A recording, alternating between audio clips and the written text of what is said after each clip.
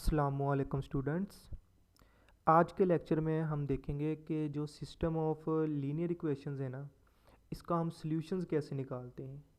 तो system of linear equations में हम दो टाइप्स की इक्वेशंस को पहले देखेंगे। एक हमारे पास है नॉन होमोजीनियस लीनियर इक्वेशंस और एक हमारे पास है होमोजीनियस लीनियर इक्वेशंस। तो सबसे पहले नॉन होमोजीनियस लीनियर इक्वेशंस देखते हैं कि नॉन होमोजीनियस लीनियर इक्वेशंस क्या होती है। ये हमारे पास एक सिस्टम ऑफ इक्वेशंस है। इसमें तीन इक्वेशन यहाँ पे आपको गिवन है। a1x plus b1y plus c1z is equal to k1, a2x plus b2y plus c2z is equal to k2 और a3x plus b3y plus c3 is equal to k3।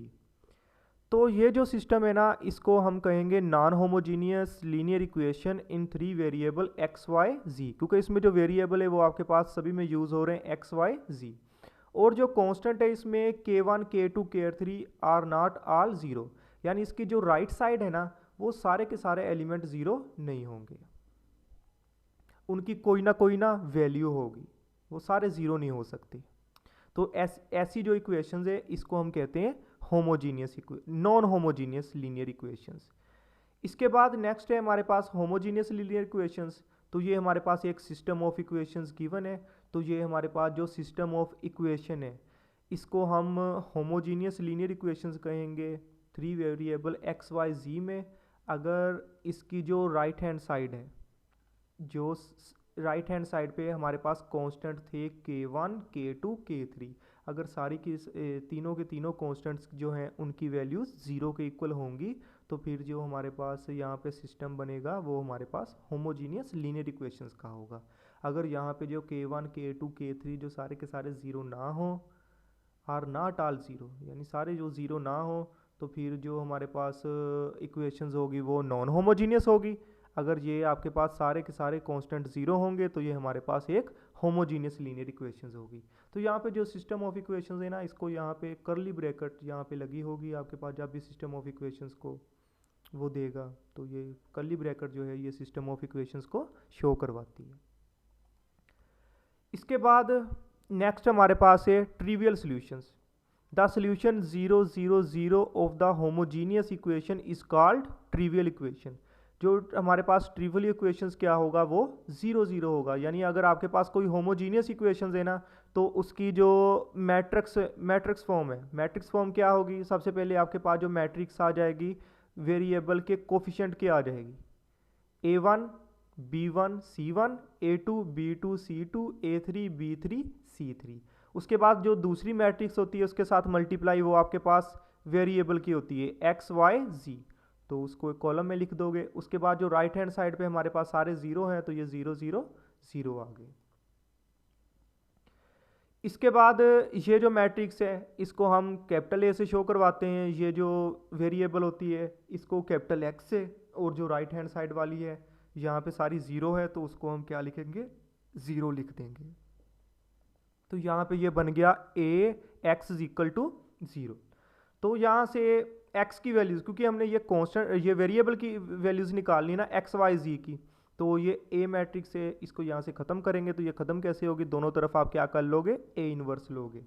a inverse लोगे तो ये a इनवर्स a आपके पास एक अडंटी matrix आ जाती है, अडंटी into x. तो अडंटी matrix को किसी भी आप मैट्रिक्स से मल्टीप्लाई करवाओगे रिजल्ट में वही मैट्रिक्स आएगी, और ज़ीरो मैट्रिक्स के साथ आप जो चीज़ भी मल्टीप्लाई करवाओगे वो उसको ज़ीरो कर देगी।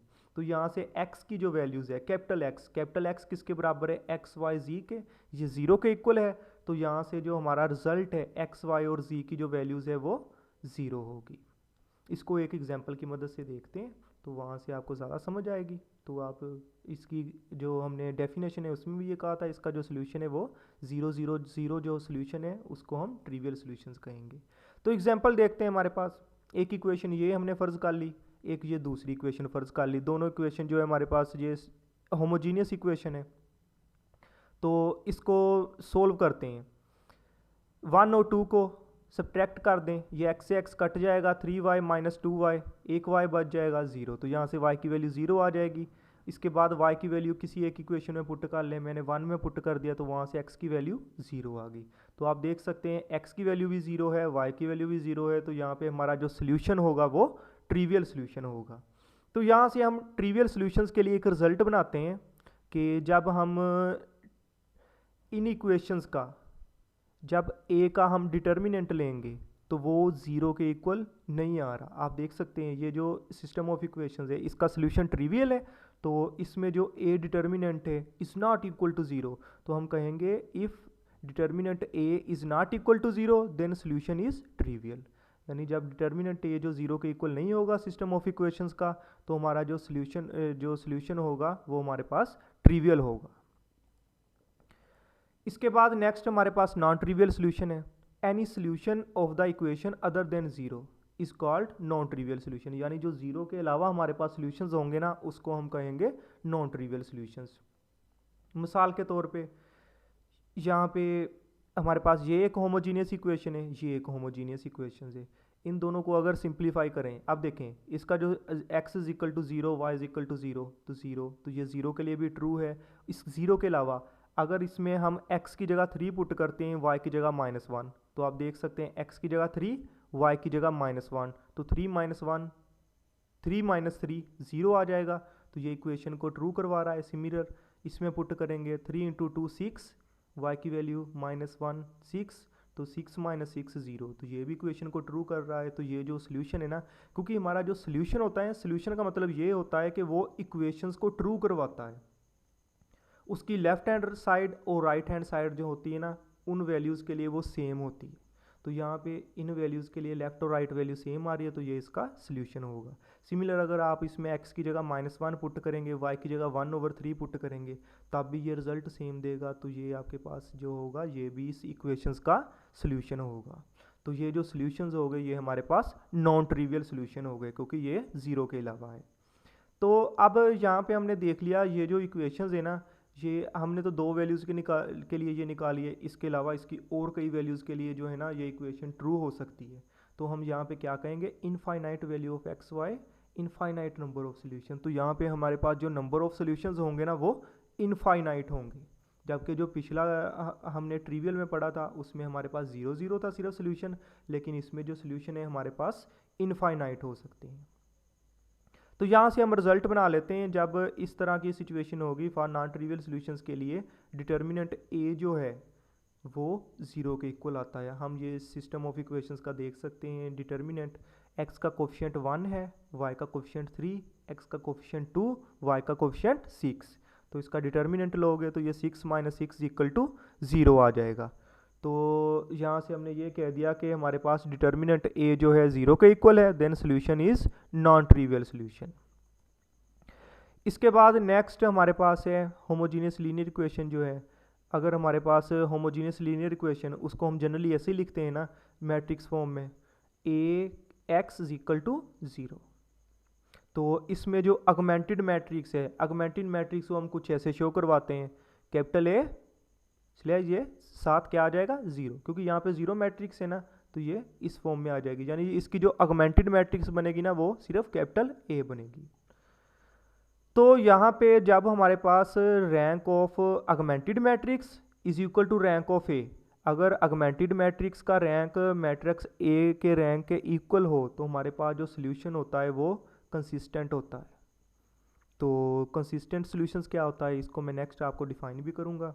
तो यहाँ पे जो कंसिस्टेंट सॉल्यूशंस है ना वो दो तरह के हमारे पास है। जो कंसिस्टेंट सॉल्यूशन है वो हमारे पास यूनिक सॉल्यूशंस भी होता है, वो इनफाइनाइट सॉल्यूशन भी हो सकता है। अगर यूनिक सॉल्यूशन होगा तो फिर हमारे पास जो डिटर्मिनेंट ए है वो इज़ नॉट इक्वल टू 0 होगा। जैसे हमने वो ट्रिवियल सॉल्यूशन पढ़ा है, तो ट्रिवियल सॉल्यूशन को ही हम यूनिक सॉल्यूशन भी कहते हैं। इसी तरह जो इनफाइनाइट सॉल्यूशन है जो कि हमने ये नॉन ट्रिवियल के लिए पढ़ा है, तो उसमें जो हमारे पास है determinant A is equal to 0 होता है। तो फॉर ट्रिवियल सॉल्यूशन जब x की वैल्यू 0 0 होगी उसको हम ट्रिवियल सॉल्यूशन भी कह सकते हैं, जीरो सॉल्यूशन भी कह सकते हैं और यूनिक सॉल्यूशन भी उसी को कह सकते हैं।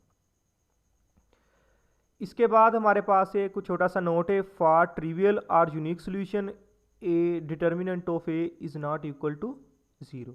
जब भी सॉल्यूशन आपके पास ट्रिवियल या यूनिक होगा तो डिटर्मिनेंट ए जो होगा वो 0 के इक्वल नहीं होगा। ये मैंने आपको एग्जांपल की मदद से भी करवाया था। इसके बाद इनफाइनाइट सॉल्यूशन है, तो इनफाइनाइट सॉल्यूशन में जो डिटर्मिनेंट ए है वो आपके पास 0 के इक्वल आ रहा है। तो जो इनफाइनाइट सॉल्यूशंस हैं ये हमारे पास जो है इसको हम नॉन ट्रिवियल सॉल्यूशन भी कह सकते हैं या नॉन ज़ीरो सॉल्यूशंस भी। यानी जो ट्रिवियल सॉल्यूशन है वो हमारे पास यूनिक सॉल्यूशन भी उसको कहते हैं, उसको ज़ीरो सॉल्यूशन भी कह सकते हैं, जबकि जो इनफाइनाइट सॉल्यूशन है उसको नॉन ट्रिवियल सॉल्यूशंस कहेंगे और उसको नॉन ज़ीरो सॉल्यूशंस कहेंगे। नेक्स्ट हमारे पास है कंसिस्टेंट सिस्टम और इनकंसिस्टेंट सिस्टम क्या है हमारे पास। सबसे पहले कंसिस्टेंट सिस्टम देखते हैं। A system of linear equation is set to be consistent if system has a unique solution और it has infinitely many solution. यानी हमारे पास जो सिस्टम है ना वो कंसिस्टेंट कब होगा, अगर हमारे पास जो सिस्टम है उसका सॉल्यूशन या तो यूनिक होगा या उसका इनफाइनाइटली मैनी सॉल्यूशंस होंगे, तो तब हमारे पास जो सिस्टम होगा वो कंसिस्टेंट होगा। और इनकंसिस्टेंट कब होगा, a system of linear equation is said to be inconsistent if the system has no solution.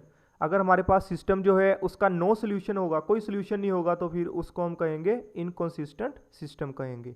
अब ये क्या होते हैं, हमारे पास यूनिक सॉल्यूशन क्या होता है, इनफाइनाइटली मैनी सॉल्यूशन क्या होता है और ये नो सॉल्यूशन क्या होता है। इसके लिए मैं आपको यहाँ पे एक एग्जांपल बताता हूँ। तो यहाँ पे मैंने ये 3 मैट्रिक्स ले ली, ऑगमेंटेड मैट्रिक्स। तीनों की तीनों जो हैं ये हमारे पास एक ऑगमेंटेड मैट्रिक्स हैं। तो अब आप देख सकते हैं यहाँ पे जो रैंक ऑफ ए है, ये हमारे पास ए मैट्रिक्स है ना, तो ए मैट्रिक्स का रैंक कितना है, 3 आ रहा है। सिमिलर ऑगमेंटेड मैट्रिक्स का आपके पास जो रैंक आ रहा है वो भी 3 आ रहा है। तो rank of A is equal to rank of B.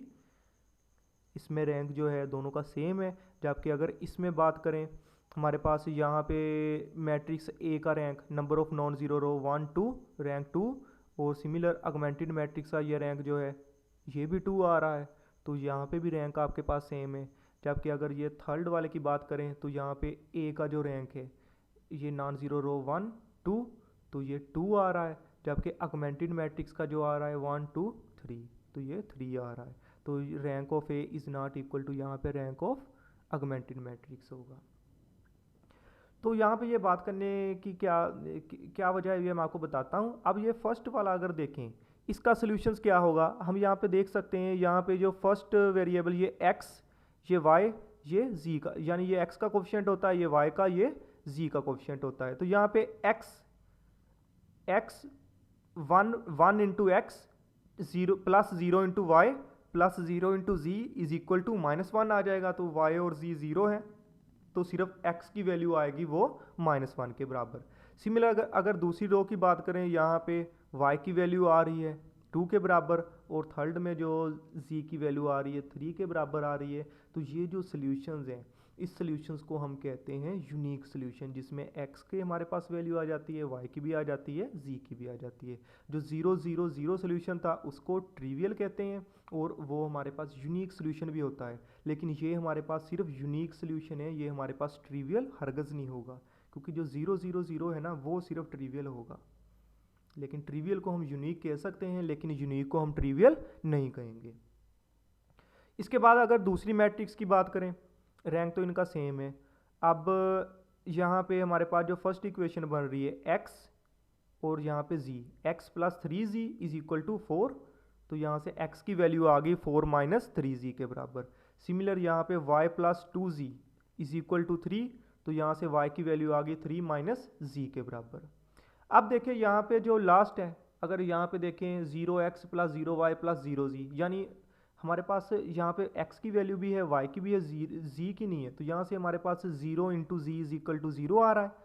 तो z की किन वैल्यू के लिए, z की हम यहाँ पे कौन सी वैल्यू पुट करें कि ये जो इक्वेशन है ये हमारे पास ट्रू आ जाए। तो हम देख सकते हैं अगर हम z की जगह 1 पुट कर दें, 0 इंटू 1 आंसर क्या आएगा, 0 ही आएगा। तो दोनों इक्वेशंस क्या हो, दोनों साइड्स क्या हो जाएंगी, इक्वल हो जाएंगी, 0 इज इक्वल टू 0। तो 1 इसका क्या होगा, सोल्यूशन होगा। अगर z की जगह 2 पुट करते हैं तब भी 0, 3 पुट करेंगे, -1 पुट करेंगे, -2 पुट करेंगे, क्योंकि जब से 0 से मल्टीप्लाई होगा आंसर उसका क्या कर देगा, 0 ही कर देगा। तो यहाँ पे जो हमारे पास सोल्यूशंस बन रहे हैं, जो z की वैल्यूज़ आ रही हैं इनफाइनाइट वैल्यू के लिए ये ट्रू हो रहा है, तो इसका जो सोल्यूशन होगा वो इनफाइनाइट सोल्यूशन होगा। इसके बाद नेक्स्ट हमारे पास ये थर्ड है हमारे पास ऑगमेंटेड मैट्रिक्स। इसमें देखें ये x प्लस 3z, ये y प्लस, आप देखें x प्लस 3z तो x की वैल्यू आ गई 5 माइनस 3z, और यहाँ पे y प्लस 2z तो y की वैल्यू आ गई 3 माइनस 2z। अब यहाँ पे हम देखेंगे यहाँ पे क्या आ रहा है, 0x 0y 0z, 0 इंटू जी किसके बराबर आ रहा है 4, जबकि यहाँ पे किसके बराबर आ रहा था 0 के, लेकिन यहाँ पे किसके बराबर आ रहा है 4 के बराबर आ रहा है। तो अब हम जी की क्या वैल्यू यहाँ पे लगाएं कि आंसर हमें 4 मिले। तो हम यहाँ पे देख सकते हैं अगर जी की जगह 1 लगाते हैं तब भी 0 आएगा, 2 3 4 जितनी मर्जी वैल्यू लगा लें आंसर हमेशा क्या आएगा 0 आएगा, 4 तो नहीं आएगा। ये हमारे पास क्या हो, नॉट ट्रू, क्योंकि अब ये जी की किसी वैल्यूज़ के लिए ये जो हमारे पास इक्वेशन है ना ये ट्रू नहीं हो रही। तो यहाँ पे जो हमारे पास सोल्यूशन है वो हमारे पास नो सोल्यूशन है। उम्मीद है आप लोगों को समझ आई होगी। इसकी जो यूनिक सोल्यूशन है वो हमारे पास कुछ इस टाइप का है, ये हमारे पास ये ट्रिवियल नहीं है, ये हमारे पास यूनिक है, जबकि ट्रिवियल को हम यूनिक सोल्यूशन कह सकते हैं। जो ट्रिवियल सोल्यूशन होता है वो 0 0 होता है। इसके बाद ये वाला जो सोल्यूशन है हमारे पास इनफाइनाइट सोल्यूशन है, क्योंकि ये जी की हर वैल्यूज़ के लिए इक्वेशंस को क्या कर रहा है, ट्रू कर रहा है। तो इसके बाद ये वाला जो है जी की किसी वैल्यू के लिए इक्वेशन को ट्रू नहीं कर रहा, तो ये आपके पास नो सोल्यूशन होगा। तो यहाँ से ना कुछ इंपॉर्टेंट रिजल्ट बना लेते हैं। यहाँ पे हमारे पास 3 केसेस आ जाते हैं कि अगर फर्स्ट में हमारे पास अगर रैंक ऑफ ए और रैंक ऑफ ए बी क्या है, augmented matrix, rank of A और rank of A B is equal to number of variables. Number of variable जो आपके पास इक्वेशन है उसमें जो वेरिएबल्स होंगे एक्स वाई जी लगा लें, x1 x2 x3 जिस टाइप की इक्वेशन होगी वो हमारे पास क्या होंगे, नंबर ऑफ वेरिएबल। अगर ये तीनों बराबर हों तो हमारे पास जो सोल्यूशन होगा वो यूनिक होगा। जैसे जैसे हमने यहाँ पे फर्स्ट में देखा था, आप देख सकते हैं इसका रैंक 3, इसका ऑगमेंटेड मैट्रिक्स का भी रैंक 3, और इसमें वेरिएबल एक्स वाई जी ये सेम है। तो हमारे पास जो सोल्यूशन है ये हमारे पास एक यूनिक सोल्यूशन आ रहा है। इसके बाद जो यूनिक सोल्यूशन है ये हमारे पास कंसिस्टेंट होता है, क्योंकि यूनिक सोल्यूशन भी कंसिस्टेंट है और इनफाइनाइट सोल्यूशन भी, ये हमने इसकी डेफिनेशन में कहा है। अब इसके बाद अगर rank of A is equal to rank of A B ये इक्वल हों लेकिन जो नंबर ऑफ वेरिएबल्स हैं उससे कम हो, तो फिर हमारे पास जो सोल्यूशन होगा इनफाइनाइट होगा। जैसे ये हमने केस नंबर 2 में रैंक ऑफ ए 2 था, रैंक ऑफ ए बी ये भी 2 था, लेकिन इसमें number of variable x y z वो क्या थे, ज़्यादा थे, यानी रैंक कम है और नंबर ऑफ वेरिएबल जो हैं वो ज़्यादा आ रहे हैं। तो फिर इस सिचुएशन में हमारा जो सोल्यूशंस होगा, आप देख सकते हैं रैंक कम है नंबर ऑफ वेरिएबल ज़्यादा हैं, तो हमारा जो सोल्यूशन है वो इनफाइनाइट होगा और उसको हम कंसिस्टेंट ही कहेंगे उसको भी। इसके बाद थर्ड केस था जिसमें rank A is not equal to rank A B है, ऑगमेंटेड मैट्रिक्स का रैंक और गिवन मैट्रिक्स ए का जो रैंक है वो सेम ना हो, तो हमारा जो सोल्यूशन है नो सोल्यूशन। तो ये हमारे पास तीसरा केस था। तो इस केस में जो हमारे पास सोल्यूशन होगा वो इनकंसिस्टेंट सोल्यूशन होगा। इसके बाद जो हमारे पास सिस्टम ऑफ लीनियर इक्वेशंस है, इसको सोल्व करने के कुछ मेथड्स हैं वो मैं आपके साथ डिस्कस करता हूँ। तो ये सिस्टम ऑफ लीनियर इक्वेशंस है हमारे पास 3, इसको मैट्रिक्स फॉर्म में हम, ये मैंने पहले भी आपको बताया, ऐसे लिख सकते हैं। सबसे पहले वेरिएबल के कोफिशिएंट की मैट्रिक्स, उसके बाद वेरिएबल की, उसके बाद ये राइट हैंड साइड वाली। तो राइट हैंड साइड वाली मैट्रिक्स अगर 0 0 है तो उसको 0 लिख सकते हैं, वरना ये हमारे पास इसको हमने बी का नाम दे लेंगे। जो हमारे पास सिस्टम ऑफ इक्वेशंस है इसको सोल्व करने के 5 मेथड हैं, लेकिन आपको यहाँ पे जो है ना मैंने सिर्फ 2 डिस्कस करवाने हैं जो आपके सिलेबस में, एक गाज एलिमिनेशन मेथड और गाज जॉर्डन मेथड। तो इसके अलावा हमारे पास एक क्राउट्स मेथड भी है, जैकोबी मेथड भी है और गाज सीडल मेथड भी है। तो ये जो फर्स्ट 3 मेथड हैं, गाज एलिमिनेशन, गाज जॉर्डन मेथड और क्राउट्स मेथड, ये डायरेक्ट मेथड है और इनका जो सोल्यूशन होता है वो एग्जैक्ट होता है। जबकि जो ये अगले 2 हैं हमारे पास 4 और 5 वाले, जैकोबी मेथड और गाज सीडल मेथड, ये इनडायरेक्ट मेथड है और इसमें जो हमारे पास सोल्यूशन होता है वो अप्रोक्सीमेट होता है। लेकिन बहरहाल हमने यहाँ पे सिर्फ 2 की बात करनी है, एक गाज एलिमिनेशन मेथड और एक गाज जॉर्डन मेथड। तो सबसे पहले गाज एलिमिनेशन मेथड देखते हैं, इसका वर्किंग रूल क्या है गाज एलिमिनेशन मेथड का। सबसे पहले आपने क्या करना है, फर्स्ट स्टेप में आपने सिस्टम ऑफ इक्वेशंस लिख लेनी है जो भी आपके पास गिवन हो। उसके बाद जो सिस्टम ऑफ इक्वेशंस है उसकी मैट्रिक्स फॉर्म में उसको लिख लेना है। तो ये आपके पास सबसे पहले कोफिशिएंट की मैट्रिक्स, उसके बाद वेरिएबल की, जो कोफिशिएंट की मैट्रिक्स है उसको कैपिटल ए, जो वेरिएबल की मैट्रिक्स है उसको कैपिटल एक्स, और जो यहाँ पे राइट हैंड साइड कांस्टेंट वाली है इसको कैपिटल बी से शो करवाएंगे। इसके बाद दूसरा इसका स्टेप ये है कि आपने ना इसकी ऑगमेंटेड मैट्रिक्स बनानी है। तो ऑगमेंटेड मैट्रिक्स मैंने आपको पहले ही बताया, ये मैट्रिक्स ए होती है, साथ ये राइट हैंड साइड वाली, राइट हैंड साइड पे यहाँ पे हमारे पास क्या है, ये बी वाली मैट्रिक्स है, तो ये हमारे पास आएगी। इसके बाद आपने transform the augmented matrix into upper triangular form, जो आपके पास ऑगमेंटेड मैट्रिक्स बन जाएगी ना उसको आपने अपर ट्राइंगुलर फॉर्म में कन्वर्ट कर लेना है। अपर ट्राइंगुलर फॉर्म उसको हम एचिलोन फॉर्म भी कह सकते हैं, तो वो उसको आपने ना एचिलोन फॉर्म में कन्वर्ट कर लेना है। उसके बाद find equation corresponding bye upper triangular matrix echelon form. उसके बाद जो इक्वेशंस है ना, जो उसमें जब आपने उसको कन्वर्ट कर लिया अपर ट्राइंगुलर फॉर्म में, तो वहाँ से आपको ना इक्वेशंस मिल जाएंगी एक्स वाई और जी में, 3 इक्वेशंस मिल जाएंगी।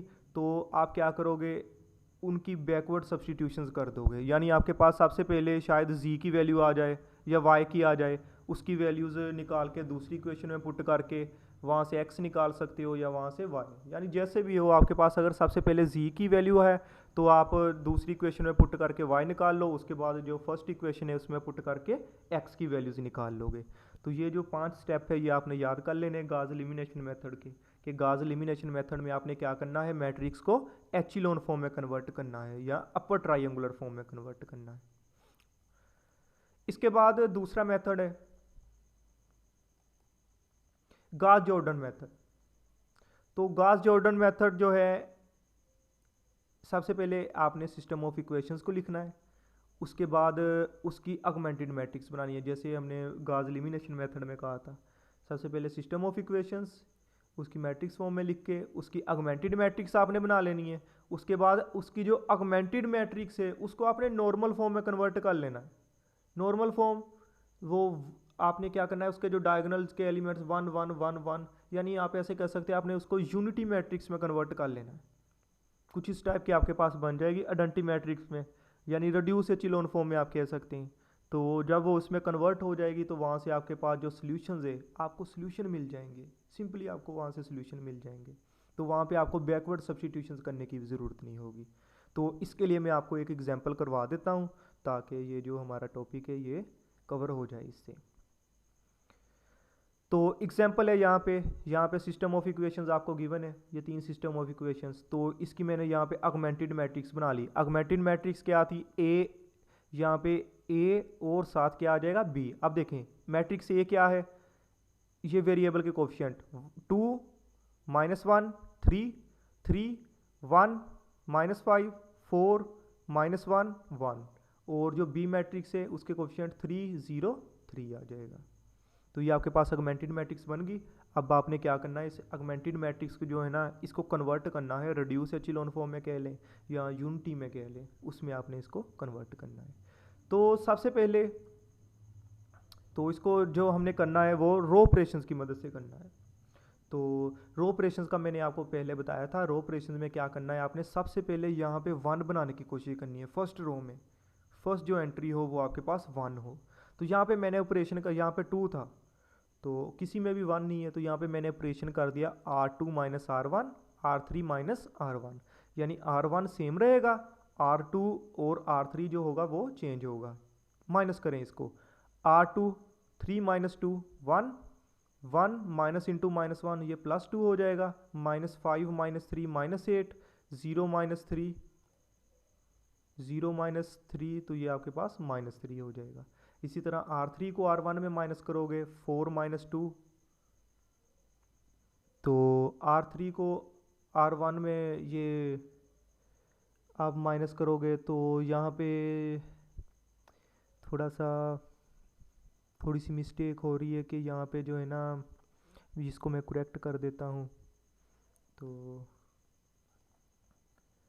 तो ये जो दूसरे ऑपरेशन में इसमें थोड़ी सी मिस्टेक हो गई थी, इसमें जो है ना ऑपरेशन आपके पास R3 माइनस 2R1 है, यानी R3 को चेंज करना है और R3 को आपने माइनस कर देना है R1 को 2 से मल्टीप्लाई करवा के। तो देख सकते हो -1 माइनस इंटू -2 ये +2 हो जाएगा, तो यहाँ पे क्या आ जाएगा 1 आ जाएगा। 1 -6 -5 3 -6 -3 आ जाएगा।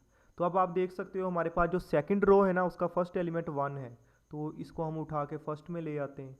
यानी इसके बाद आप क्या करोगे, रो 1 और 2 को आपस में चेंज कर दोगे। तो आप देख सकते हैं रो 1 को 2 में ले गए और 2 को 1 में ले आए। इसके बाद नेक्स्ट मैंने आपसे कहा था कि जहाँ पे जब 1 बन जाएगा इसके कॉलम को 0 कर देना है। तो इसके कॉलम में ये थर्ड रो तो का फर्स्ट एलिमेंट तो 0 है, लेकिन ये सेकंड वाला 0 नहीं, तो इसको चेंज करते हैं। क्या इस पे ऑपरेशन लगेगा, R2 माइनस 2R1, यानी R1 को 2 से मल्टीप्लाई करके ना इसमें माइनस कर दो। तो ये आ गया 2 माइनस 2 0 -2 -4 -5 3, ये आ गया 3